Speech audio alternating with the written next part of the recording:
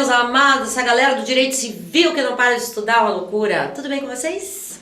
Mais uma aulinha linda? Vamos comigo? Meu nome é Ana Silvia, professora de direito civil aqui da Cultive.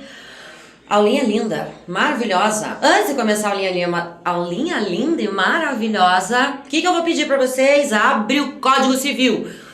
Pode assistir a aula de civil sem Código Civil? Nada, Nina, não. Abre o Código Civil e vamos começar. Hoje a gente vai falar sobre os elementos da responsabilidade civil. A gente já sabe que a responsabilidade civil é um ato ilícito. Ato ilícito previsto lá no artigo 186. Temos também hoje no nosso Código Civil, como ato ilícito, o abuso de direito que está previsto no próximo artigo, no artigo 187. Esses dois elementos são a base da responsabilidade civil. O porquê dos motivos? O porquê dos motivos é ótimo, né, prof? Se concentra. O motivo pelo qual aquela pessoa que causa um dano a outrem tem o dever de indenizá-la, certo? Passando essa primeira etapa, que é o conceito, assim, digamos, de ato ilícito e da responsabilidade civil de uma forma geral, vamos para os elementos? Trouxe para vocês 4 elementos para configurar a responsabilidade civil, para ensejar a responsabilidade civil de uma pessoa em relação a uma conduta que causa dano ou prejuízo a outrem. Eu preciso de 4 requisitos. Primeiro deles, ação ou omissão. Ação e omissão de quem? Daquela pessoa que vai gerar, a partir dessa ação ou omissão, a responsabilidade civil. Ou seja, tem que ter uma ação, a pessoa tem que fazer alguma coisa ou deixar de fazer quando deveria ter feito alguma coisa. Vou só falar rapidinho os 4 e vamos daí entrar falando sobre as características de cada um pausadamente. Segundo requisito que a gente tem, culpa lato sensu. Culpa lato sensu abrange dolo e culpa. Por que eu coloquei esses pontinhos de interrogação aqui para vocês? Gente, tem que ter culpa lato sensu? Maioria doutrinária diz que sim. Existe já discussão dizendo que a culpa lato sensu é um elemento acessório, mas não um requisito essencial. Mas um requisito acessório. Nem sempre tem que ter culpa ou dolo para responsabilidade civil se perfazer no caso concreto. Discussão para daqui a pouco. Terceiro, nexo de causalidade. Responsabilidade civil tem como requisito nexo de causalidade. O que é nexo de causalidade? Aquele liame,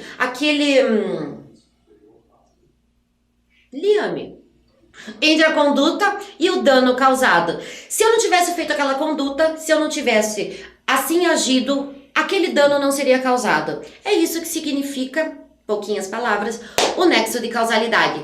Quarto requisito, dano.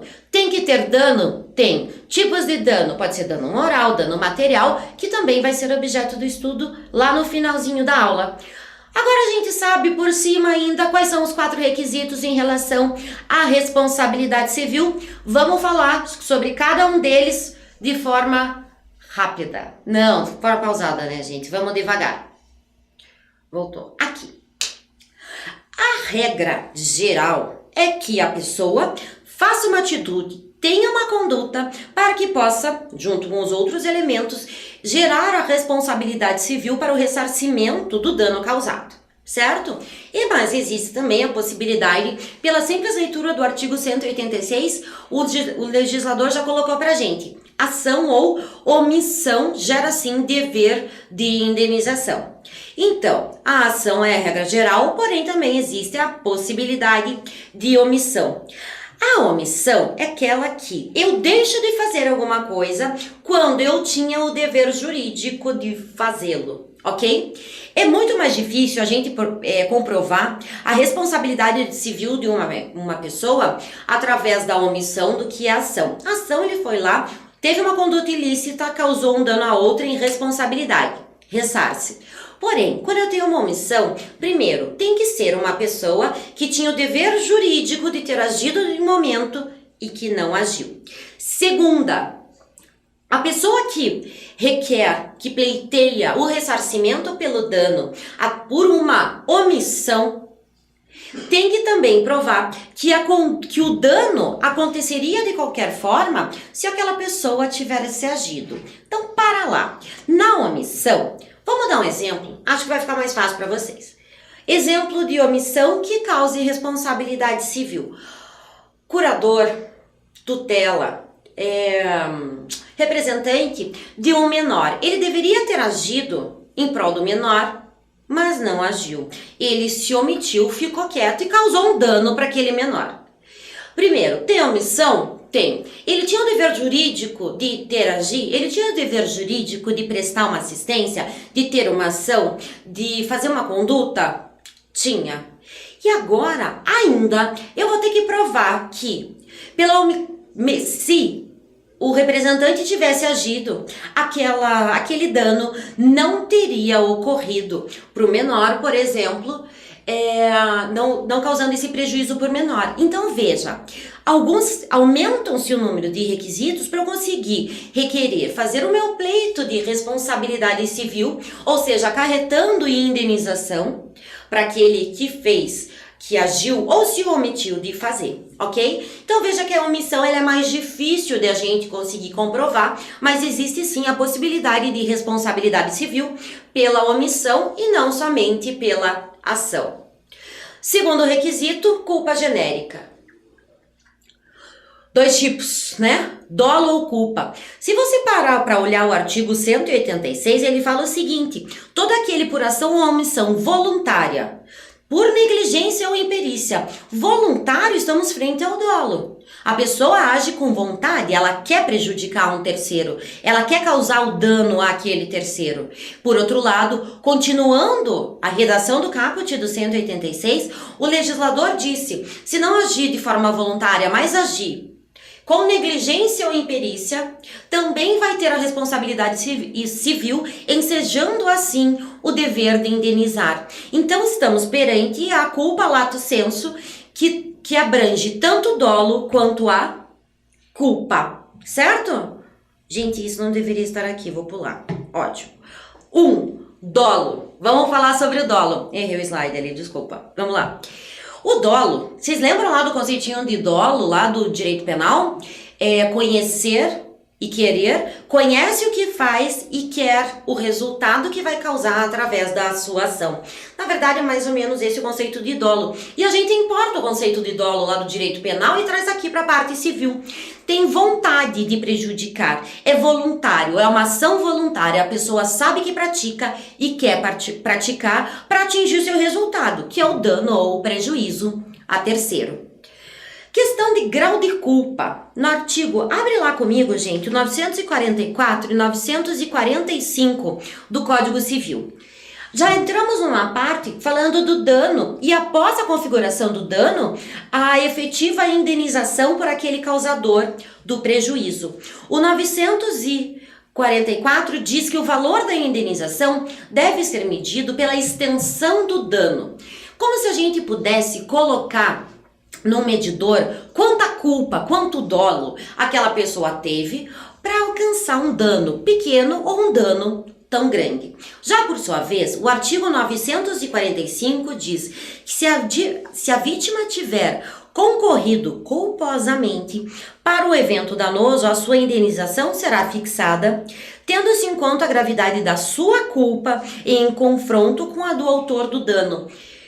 Aqui a gente está falando que o autor da conduta que ensejou o dano agiu com dolo ou com culpa, mas a vítima, aquele que teve um dos seus direitos lesionados, um dos seus direitos colocado à prova, danificado, ele também teve culpa, então o juiz vai ter que colocar numa balança o tamanho da culpa da vítima e o tamanho da culpa ou do dolo do autor do ato ilícito. Põe numa balança quanto que teve, quanto que a vítima acabou por proporcionar involuntariamente, talvez, né, porque a gente tá falando aqui de culpa também, o resultado danoso para ele mesmo. Então veja, a questão da extensão do dano, ela vai ser medida em cada caso concreto. Não existe uma tabela, tem que ver como que o agente agiu, se foi necessário, se não foi, o porquê e assim por diante. Todas as suas especificações. Vamos lá. Quando a gente fala em culpa, a gente tá falando culpa em sentido estrito, tá ok? A culpa em sentido estrito, ela vem em três formas. É um desrespeito a um dever. Eu deveria fazer alguma coisa, eu tinha o dever de cumprir com uma obrigação minha, mas eu não quero, eu não omito, eu fico parada, cruzo os braços e vejo acontecer. Quais são as três formas de culpa? Imprudência, negligência e imperícia. Começando por imprudência. A imprudência é falta de dever de cuidado mais ação. Ou seja, eu tenho uma conduta positiva do agente com falta de dever de cuidado. Sabe quando a gente tem aqueles casos, às vezes até difíceis de decidir, se a pessoa, principalmente em caso de batida de trânsito, se a pessoa agiu com dolo eventual lá dentro do direito penal, ou ele agiu com culpa, será que ele foi negligente ou ele assumiu o risco de alcançar aquele resultado? Exatamente essa imprudência que estamos frente, porque a pessoa tem uma conduta, tem uma ação positiva, ou seja, está dirigindo o carro, acelera, está acima do limite de velocidade, está quebrando um dever de cuidado? Tá? Por isso que às vezes, em alguns casos, a gente tem que esperar um julgamento para a gente perceber se aquele agiu com imprudência pela culpa ou se agiu com dolo eventual. Muito tênue, né, a diferença entre as duas formas. Mas vamos voltar para o direito civil, não estamos dando aula de direito penal, né? Segunda forma de culpa que a gente tem é a negligência, que é a falta de dever de cuidado, mas daí através de uma omissão, de uma conduta negativa. Essa é a diferença entre imprudência e negligência. O último tipo de culpa, por sua vez, é a imperícia. A imperícia é bem diferente das duas primeiras. A imperícia é aquela pessoa que não tem uma qualificação necessária, principalmente em relação a uma profissão. Se você vai na manicure e vai fazer a unha, ela tira um bife do teu dedo, infecciona, fica aquela bola. É uma imperícia. Ela deveria ter se qualificado mais para daí começar a entrar no mercado de trabalho, por exemplo. Médico também. Erros médicos, a gente insere a culpa na imperícia. Gente, o que é interessante colocar aqui? A gente está falando sobre os elementos, os requisitos da responsabilidade civil e falou que tem que ter dolo ou culpa. Tem que ter uma ação ou uma omissão juntamente com dolo ou culpa. Daí eu pergunto para vocês, o artigo 936 do Código Civil traz a responsabilidade da pessoa por dano causado por animal. Olha o caput do 936. O dono ou detentor do animal ressarcirá o dano por este causado se não provar culpa da vítima ou força maior. Deixei o portão aberto, meu pitbull saiu correndo, mordeu a perna da vizinha. O que vai acontecer? O pitbull vai ter que pagar a indenização? Não. Quem paga a indenização é o seu dono. Por quê? Porque ele agiu de forma negligente, ele deveria ter tomado o devido cuidado, sabendo que tratava-se de um animal feroz, de um animal brabo, teria trancado o animal, fechado o portão de uma forma correta, acorrentado numa coleira ou alguma coisa assim. Então, por causa disso é que existe o ressarcimento. Qual é o quanto indenizatório? Falamos agora há pouco em relação a esse nível de culpa que existe. Qual é o quanto indenizatório que deve receber a pessoa que age com negligência em relação ao animal? Veja, vamos voltar ao artigo 944? 944, que fala sobre a extensão do dano. Veja, se ele agiu sem culpa ou por motivo de força maior, a sua responsabilidade pelo 936 vai ser afastada. Porém, se restar comprovado que ele agiu com negligência, ele vai ter sim que pagar uma indenização, um ressarcimento dos danos causados pelo seu bichinho de estimação. Ok? Terceiro requisito da responsabilidade civil, nexo de causalidade. Falei para vocês no comecinho da aula que o nexo de causalidade é o lhame entre conduta e dano, ou seja, aquela conduta, como que ela causa diretamente aquele dano? É essa relação entre causa e efeito. Se eu retirar a conduta daquele caso concreto, aquele dano ainda seria causado ou não? Aqui a gente fica perante dois tipos de responsabilidade.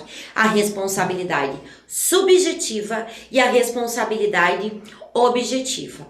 Responsabilidade subjetiva é aquela que sim, é necessário para sua configuração dolo ou culpa. Somente culpa já é o suficiente.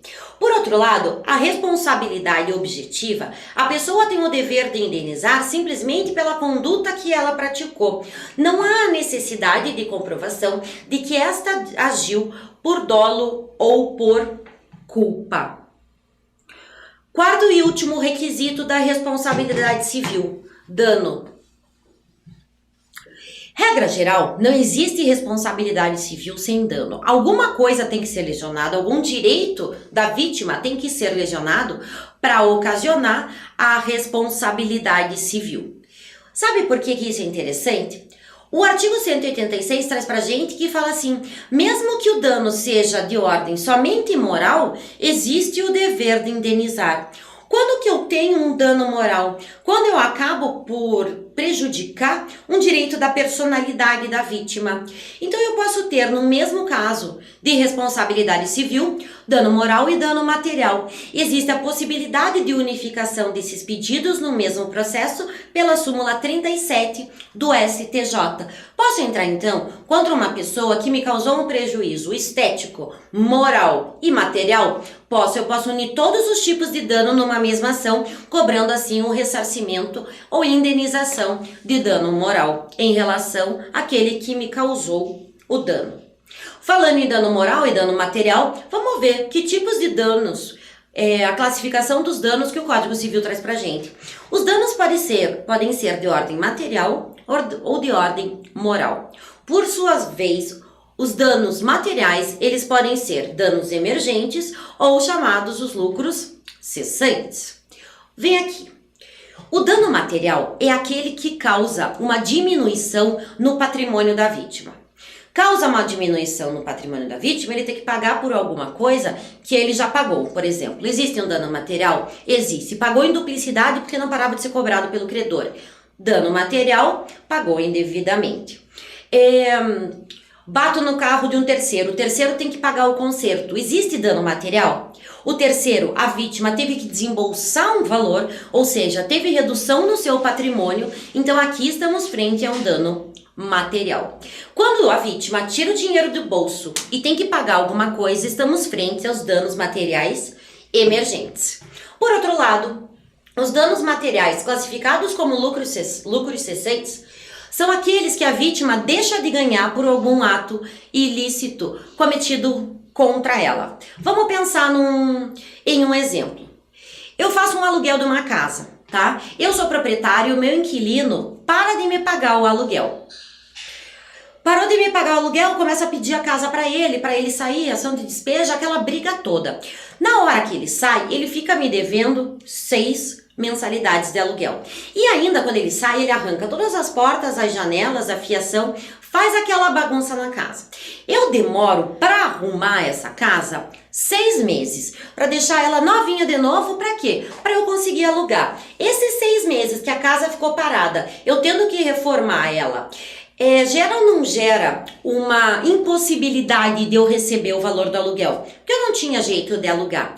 Esse dinheiro que eu deixei de receber em relação aos aluguéis, porque tive que arrumar a casa, é um exemplo de lucro cessante. Aquilo que eu deixei de aferir, aquilo que eu deixei de ganhar pela conduta daquele que me causou o dano, eu posso cobrar dele através dos lucros cessantes, ok? Falando agora, por outro lado, dos danos morais. Os danos morais são aqueles que ocorrem quando uma pessoa acaba por prejudicar algum direito da personalidade. Pode ser a honra, Pode. Pode ser o nome? Pode. E assim por diante. Falei mal de alguém e isso acarretou para ele algum prejuízo. Dano moral configurado. Escrevi o nome do consumidor indevidamente nos órgãos de proteção ao crédito. Ele foi tentar comprar a casa própria, não conseguiu porque estava negativado indevidamente por uma empresa. Dano moral configurado. Ok? Pessoa jurídica pode sofrer danos morais? Pode. Quando a gente fala de direitos da personalidade, os direitos da personalidade não são exclusivos da pessoa física. A pessoa jurídica também tem certos direitos da personalidade, aquele que lhes cabe em relação à sua característica de pessoa jurídica.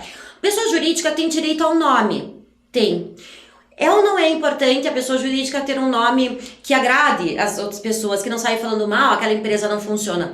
Claro que é. Então, pode a pessoa jurídica pleitear uma ação de indenização por danos morais? Pode sim. Então existe sim a possibilidade de danos morais em relação à pessoa jurídica. Desculpem. Outra discussão interessante é em relação a dano moral ou mero aborrecimento. Quem está aí militando já na área sabe que a gente tem milhares de decisões jurisprudenciais dizendo que não é qualquer dano moral que enseja a indenização, uma vez que a atitude daquele que teoricamente lesionou o terceiro não é um dano moral, mas sim um mero aborrecimento. Escreveu no nome de proteção aos créditos um consumidor, ficou só um dia. Veja, não causou dano, então é um mero aborrecimento que teve que encontrar uma solução, ir na empresa e assim por diante. Extremamente discutível os dois lados. É sempre dano moral ou também a gente tem que considerar que certas atitudes e que certos problemas acabam sendo aborrecimentos cotidianos? Fica aí a dica para vocês. Mais uma vez eu agradeço vocês terem a paciência de me ouvir, aguentarem a minha voz. Espero que esteja ajudando bastante vocês nos seus estudos. Próxima aula de Direito Civil aqui na Cultive. Beijão!